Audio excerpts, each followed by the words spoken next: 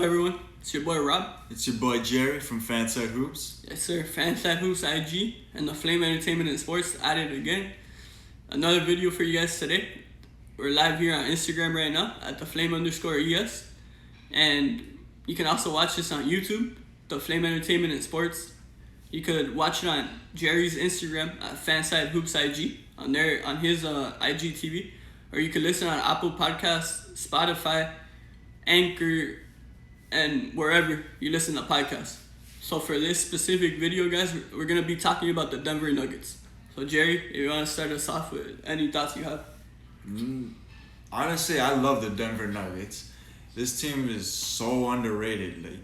This is what you look for in team basketball. They move the ball well. Yeah. They run pick and rolls. They have shooters, great passers. That is what I envision a team looks like. That's what everyone envisions what a team looks like. 100%. Honestly, it starts with Jokic and Murray. They're both great shooters. They're both great passers. They move well without the ball. I know Jokic isn't too fast, but he knows when to move without the ball. Yeah, he's a brain. Yeah. And he gets it done. He does what you need him to do, and yeah, he's incredible. Yeah, dude, he's really good. It's not even just his movement without the ball. You see him when he's got to create on his own.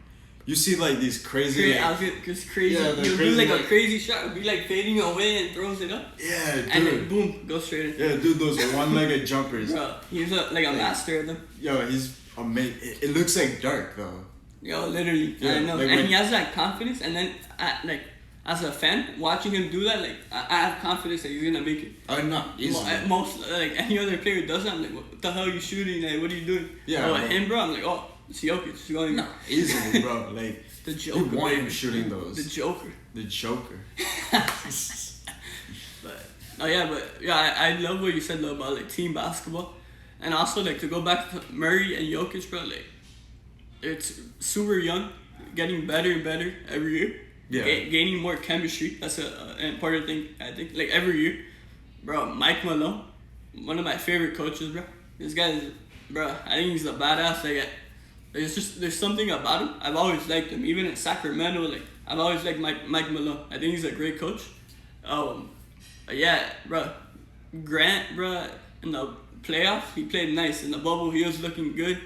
Porter Jr. obviously got more minutes, and he wasn't on every single game, but he did make some I remember, I forgot what game it was. He started out struggling and he came through at the end. So he did step up in big moments, especially for a young player. Yeah. Grant and Millsap are gonna be free agents, so let's see what they do with that. But yeah, overall I agree though. Denver's underrated, and I'm hoping that the league's finally on notice, because what they did in the bubble, bruh, I'm so impressed, and I can't wait to see how far they can go. Yeah, same here. And this team isn't even just really good on paper. They don't even just have a good system. They're resilient. This team You can't goes count them down. out, bro. Yeah, dude.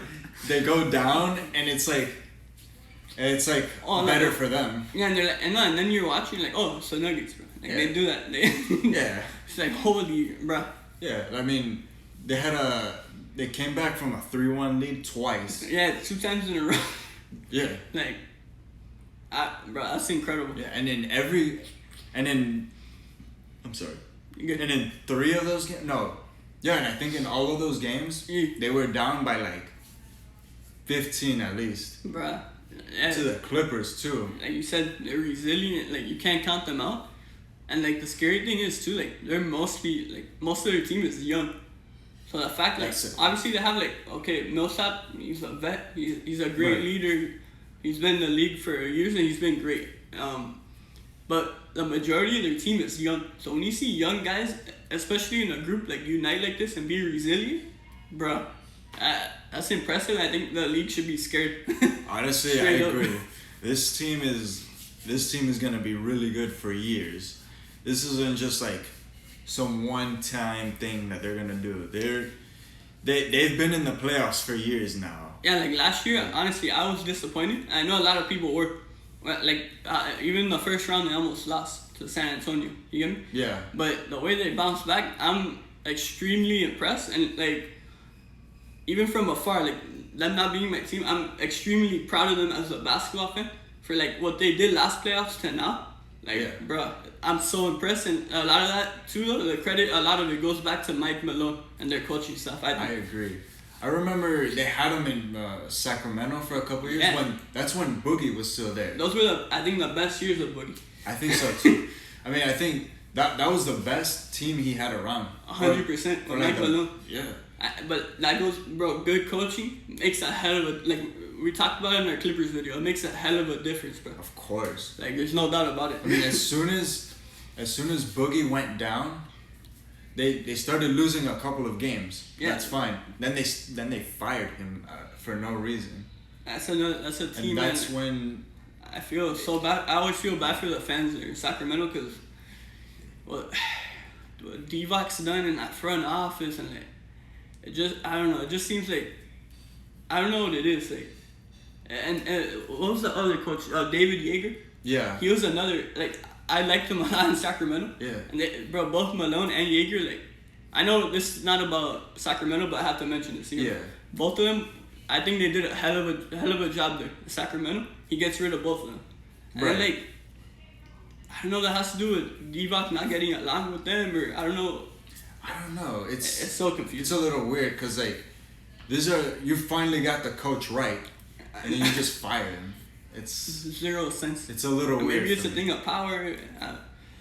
But Divac's out now, so hopefully there's brighter days ahead, and hopefully the Kings Hopefully the Kings get better. Yeah, but to go back to Denver, yeah. So what do you think they should do?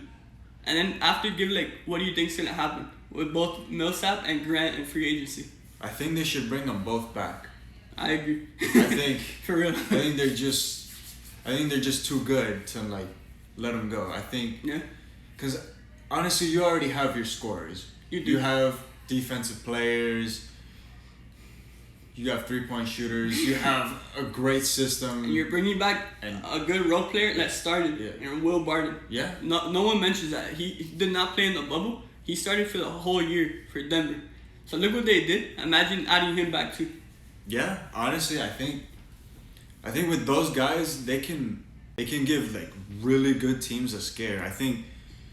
I know they didn't give the Lakers a scare, but I think had AD not hit that game-winning three, we could have been looking at something completely different.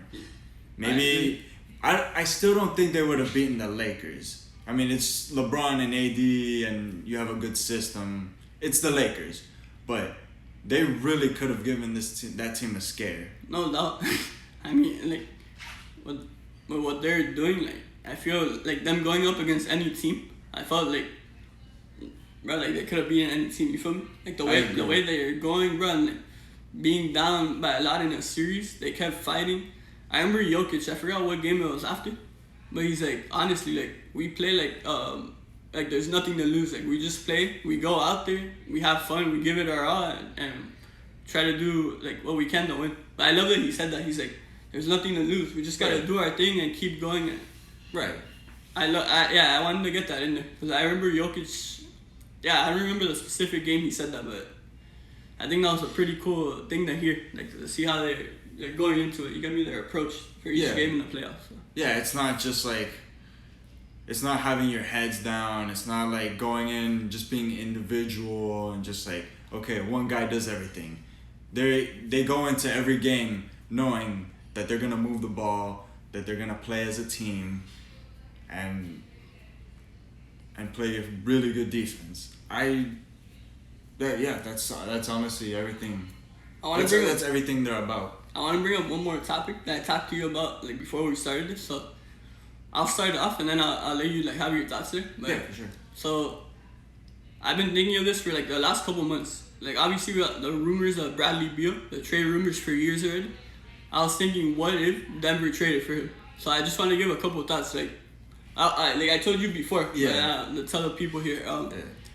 So what really jumps off like what comes to the top of my head when I think of Beal going to Denver, is that look, they have Murray, they have Jokic. Like obviously we keep talking about those two, but imagine Beal, the workload, all the pressure he has of being the number one guy right now in Washington. Imagine that turning into like basically being the number 3 option. Beal, more shots. You have him moving around the court. You set picks for him to get open, for to shoot the 3. Like, just thinking of that, it's incredible. Like, look how far Denver has gone. Imagine adding Beal, and like I said, less pressure on him. Imagine adding him to that team. Like, if that happens, I think sky's the limit for the Nuggets. What do you think? I agree. Like, I love what you said. Like, oh, like he's gonna set picks. He's gonna get open. He's gonna play more off the ball. Yeah. It's like that takes a lot of pressure off of him. 100%. Honestly, I love the idea of putting Beal on the Nuggets. My only like concern is I don't know how they would get it though. Like, who would they trade though? I know, no. Yeah. Trust me, that's a big thing. Yeah. No, obviously that's always huge with like trades, but yeah, it's just like a thought I had, and I just like, if it ever happens, like it'll be cool to see how that turns out. You feel me? Yeah, dude. I mean, they were one series away from making the finals. Literally. So, I don't know. Like, yeah, that's the hardest part though. When you're predicting these trades, like, oh, but who's the team willing to give up, or who does who would Washington want, or you feel me? Right. Like, probably at this point, if Denver doesn't want that to happen, or if they decline, it's probably because Washington wants Michael Porter Jr. That would be my guess. You feel me? I don't think Michael Porter Jr. would be worth giving up. No, I don't think so. Like, I don't think they're gonna do it. Like, I think that's what if they ever talk, I think that's what will hold it back. You get me? From happening. Like, but realistically, if I'm Washington, they're like, okay, you want Beal? Give me your best young player. You get me? Yeah. That's what I mean. Agree. I agree. That's what I think. But yeah, I know that was like kind of random, but I wanted to bring that up because it's just like a thought I had. You feel me? Yeah, I love that idea. But yeah, I don't know. Anything else? Nuggets? Honestly, we were talking about Paul Millsap and Jeremy Grant. Oh yeah, that's right. We were talking about how like I think they should sign him, and I think you agree with. Yeah, no, yeah, I agree with you. No, yeah, I feel they should sign them back, but like I think they should, but I'm not like 100% certain that it'll happen. If that makes sense. Like I won't be surprised if they both sign back. I won't be surprised if one signs, one goes. But I do deep down, I really think at least one of them will be back. I'm just not 100% of which one it would be, because I won't be surprised to see one of those guys on a different team next season. Right. You feel me? I feel. None of those scenarios will really surprise me. That's it. Right. Like I think they should keep them, but I'm not like, oh yeah, for sure they're going to. You get me? Yeah. There's like something in my head. I'm like, I don't know. Honestly, I think they should bring back Paul Millsap like on a a vet minimum deal. Yeah, like on a vet minimum, and then bring back Jeremy Grant for like a couple years, you know. Yeah, I know. Supposedly he's looking for at least like a 3 or 4 year deal. So. Okay, yeah, 3 or 4 years deal. And he's young. He's younger. And Millsap, man. I know Millsap though. He's had what I've heard. He's had a huge presence, especially in the locker room. And because like we said, it's a group of young guys, so.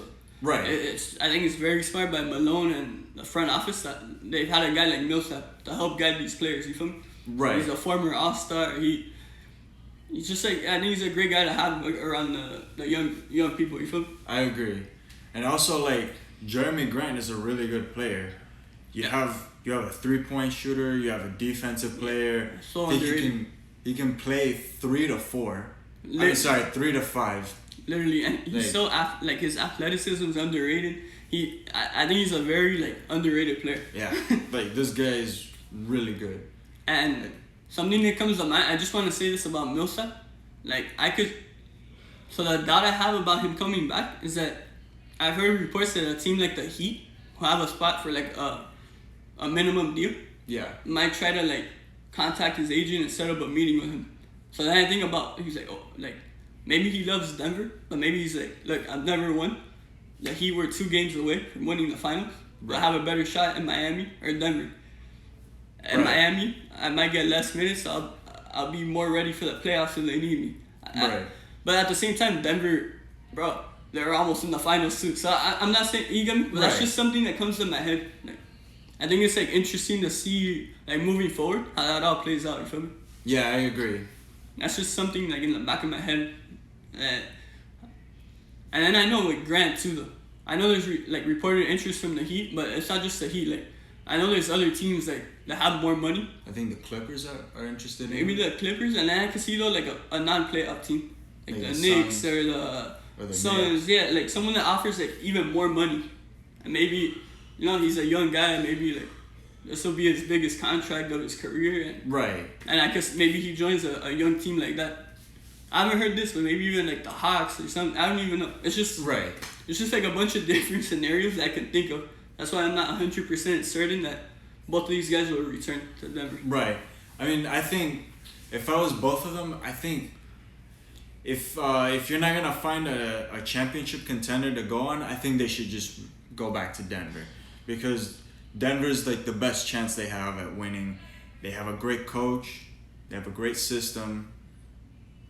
And they fit in well. They fit in well. They don't really have the pressure of doing too much either. That's true too. They can just fit in casually. Just seamlessly fit in. They don't have to worry about, I got to put up 20, 30, 40 points every game. Yeah. They just worry about shooting threes, playing defense, and grabbing rebounds. For sure. Yeah, one more before we end this. Like, since we're talking about the Nuggets, I just want to give a shout out to one of my favorite he's on the bench. Yeah, one of my favorite bench players, I guess. Monty Morris. Like he's literally not only one of my favorite bench players, but in general, like he's one of my favorite players in the NBA. He's very underrated. You won't hear his name. I just wanted to get that in there since we're talking about the Nuggets, and one day I hope to see him in a Miami Heat uniform. I just wanted to mention that. Same. I think I agree with you, Rob. He's really underrated. He's so underrated, bro. He's one of like the best bench players you can find.